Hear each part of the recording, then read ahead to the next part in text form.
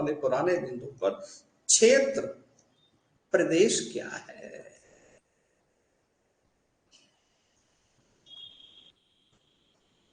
क्षेत्र प्रदेश क्या है? What is regions?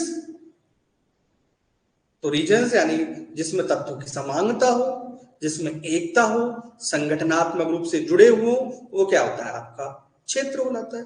अब यहां पर थोड़ा सा हम देख लें, क्षेत्र को हम लोकल भी कह सकते हैं, स्थानीय भी कह सकते हैं। और हमने कहा था कि 1920 और 30 के बाद ये ज्योग्राफी में जो रीजनल है वो स्पेस युक्त हो गया। पहले क्या था? स्पेस लेस था। स्पेस लेस यानी ये स्थानीय क्या बन गया? आपका स्थानिक बन गया।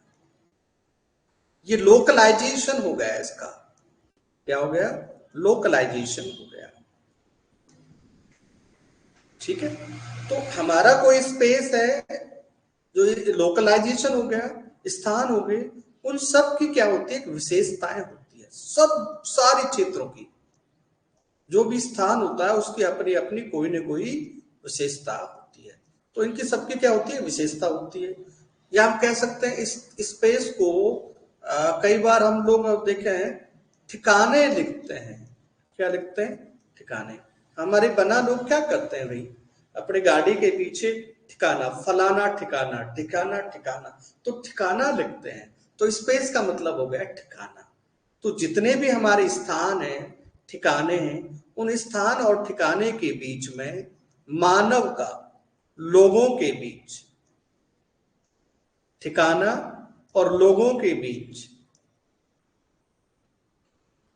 लोगों के मध्य एक शक्तिशाली संबंध होता है। शक्तिशाली संबंध होता है। अब जैसे में शेखावटी वाले लोग हैं, अब वो कोई भी ठिकाने का हो तो मैं कह दूंगा शेखावटी वाले ऐसे हैं भैया, तो सब लोग भड़क जाएंगे। या फिर कुछ लोग स्वीकार कर ले, कुछ लोग भड़क जाएंगे। तो उनके मध्य जो संबंध है, शक्तिशाली जो संबंध है, वो क्या करता है? रिलीजन को, रीजन, वो रीजन को प्रतिबिंबित करता है। अब थोड़ा हिंदी थोड़ी कठिन हो जाएगी। प्रतिबिंबित करता है यानी उसको रिप्रेजेंट करता है।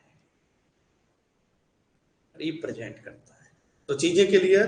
ये हमारा कोई क्षेत्र है, इस क्षेत्र में ये ठिकाना है हमारा, तो मैं इसको ठिकाना कह देता हूं, अच्छा लगेगा। चलिए, ये हमारा ठिकाना है। इस ठिकाने पर यहाँ ये हीना रह रही है। ठीक है, यहाँ पर और कोई है। हीना से ठिकाने की बात करेंगे तो ठिकाने का हीना से एक बहुत ही संबंध होगा, एक मजबूत रिलेशन होगा। मजबूत रिलेशन होगा, जिसको हम लोग क्या कह देते हैं? इमोशनल रूप से ये हमारी मातृभूमि है। तो यहाँ के लोगों से प्रेम होगा, यहाँ के लोगों से प्रेम होगा, यहाँ की मिट्टी से प्रेम होगा, यहाँ के क्लाइमेट से, और ये सब आपस में जुड़े हुए होंगे। यदि ये मानव चेंजेस करेगा तो वहां की सॉइल भी चेंज होगी, वहां का एनवायरमेंट भी चेंज होगा, वहां का इकोसिस्टम भी चेंज होगा। तो उन दोनों के बीच में क्या है? एक प्रतिबिंब है। अब दूसरे क्या होता है? और जो गैर स्थानिक क्षेत्र है, अब आते हैं हम लोग गैर स्थानीय क्षेत्र। समझ गए ना? गैर स्थानीय क्षेत्र या लोग एवं लोगों के मध्य, गैर स्थानीय क्षेत्र एवं लोगों के मध्य जो संबंध है, मध्य संबंध कैसा होता है? निर्बल होता है। संबंध निर्बल होता है, कमजोर होता है। तो संबंध निर्बल है तो उनके मध्य क्या होता है? अनुबंध है। अनुबंध तो है ही, अनुबंध और विभिन्नताएं बढ़ती जाती है। अनुबंध और विभिन्नता बढ़ती जाती है। ये भिन्नताएं बढ़ती जाती है या विभिन्नता को प्रदर्शित करती, प्रतिबिंब करती। अब इसको थोड़ा सा मॉडल से फिर समझ लेते हैं। ये क्षेत्र है,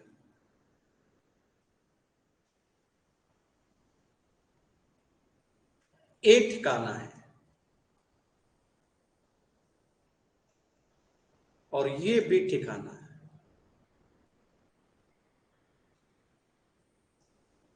ये बी ठिकाना है।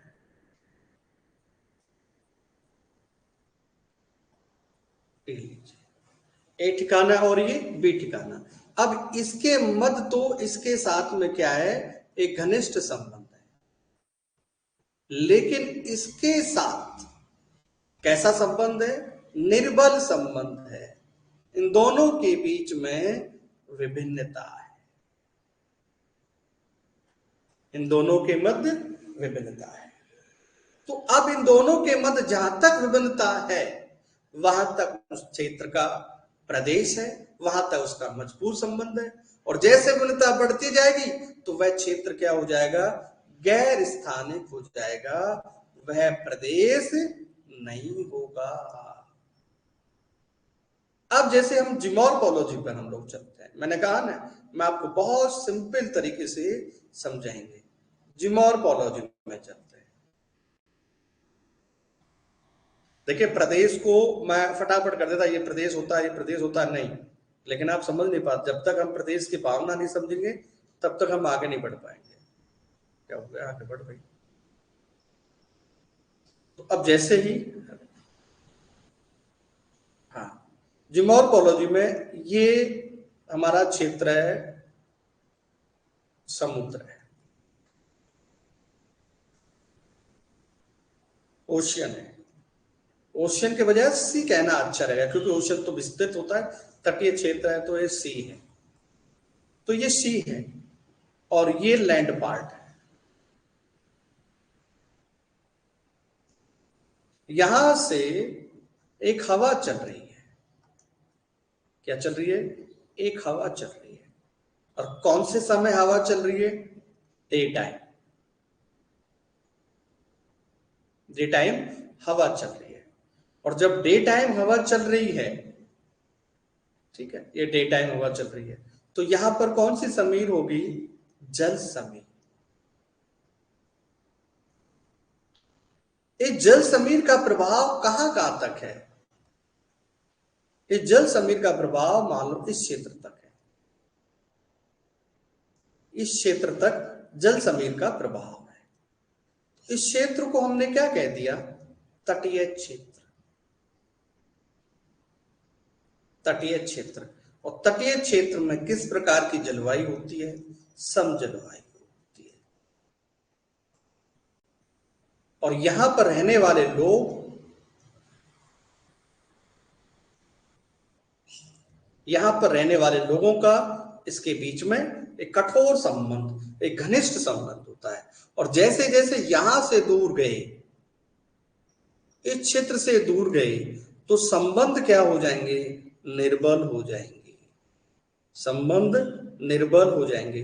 तो ये दूर का क्षेत्र क्या कहलाएगा, महाद्वीपीय क्षेत्र कहलाएगा, आंतरिक महाद्वीपीय क्षेत्र कहलाएगा। अब चीजें क्लियर होगी हमारे पास। तो हमें क्षेत्र का विकास करने में चीजें क्लियर, कि वहां पर जो चीजें हैं उनमें सब में क्या होगी, एकता व्याप्त होगी। और एकता में ही उस क्षेत्र का हमें क्या करना है, विकास करना है। ठीक है, चलिए। अब एक विशिष्टता मैं आपको समझा देता हूं, और कैसे है। जैसे मैं एग्जाम्पल्स लिख रहा हूं, आप प्लीज मुझे किताब भी बताना, और उस किताब में मुझे बताना कि सर ये एग्जाम्पल वहां है, उस किताब में है। बहुत सारी मार्केट में रीजनल प्लानिंग की किताबें चल रही है।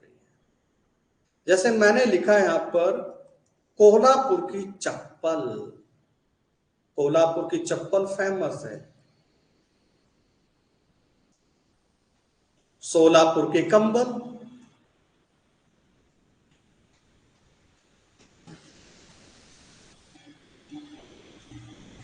शिवकाशी के फटाके। ये सवाल पूछे जाते हैं, कहां के फेमस हैं, शिवकाशी के फटाके होते हैं ना बड़े। मैसूर की चंदन की साड़ी, सॉरी, अगरबत्ती। मैसूर की चंदन की अगरबत्ती बड़ी फेमस है, ये लोकल है। देखिए अब इसमें घनिष्ठ संबंध है कि नहीं है, और कहीं नहीं पाया जा सकता। चलिए और हम ले लेते हैं बीकानेर की भुजिया। अब बताइए, बीकानेर बना है लेकिन क्लाइमेट से नहीं, और कहीं नहीं बन सकती बीकानेर की भुजिया। नागा सैले, जो साले होती है नागा की, वो अच्छी होती है। कश्मीरी पश्मीना, ये देख लीजिए बड़ी फेमस है, आप नेट पे सर्च करना पश्मीना, कश्मीरी पश्मीना, ये एक लोकल है। वाराणसी की रेशमी साड़ी, वाराणसी की रेशमी साड़ी।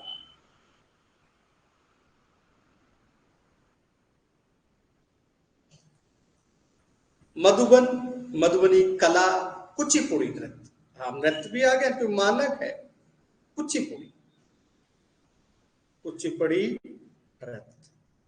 जैसे हमारे यहाँ पर कालबेलिया नृत्य भी हो सकता है, ताली नृत्य भी हो सकता है, ख्याल भी है, ये सब अपने आप में एक फेमस है।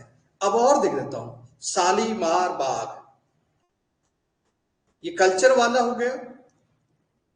शालीमार, शालीमार बाग। अब शालीमार बाग कहां पर है? श्रीनगर में है, आप लोग देखना कभी, शालीमार श्रीनगर में है। मुगल गार्डन देखिए, ये सब अपने आप में क्या है, विशिष्ट है। मुगल गार्डन ये कहां पर है? दिल्ली, दिल्ली। इसके बाद फूलों की घाटी, ये भी सवाल कई बार पूछा गया, आपको ध्यान हो, फूलों की घाटी। अब आपको समझ में आ रहा है, सारी चीजें घूम फिर के यहीं आ जाएंगी। ये कहां पर है? यूके उत्तराखंड, यानी यूनाइटेड किंगडम नहीं है। इसके बाद रॉक गार्डन चंडीगढ़, हरियाणा वाले खूब, चंडीगढ़ पंजाब वाले, रॉकी गार्डन नहीं, रॉक गार्डन है।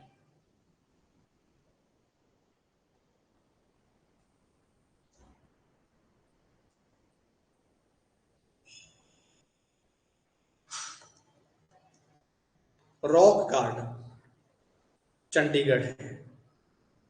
और भी याद हो सकता है आपको, मुझे इतना है मैं लिखता जा रहा हूं, चंडीगढ़। इसके बाद नागार्जुन कोंडा आंध्र प्रदेश, राजगिर ये भी बड़ा फेमस है, राजगिर बिहार।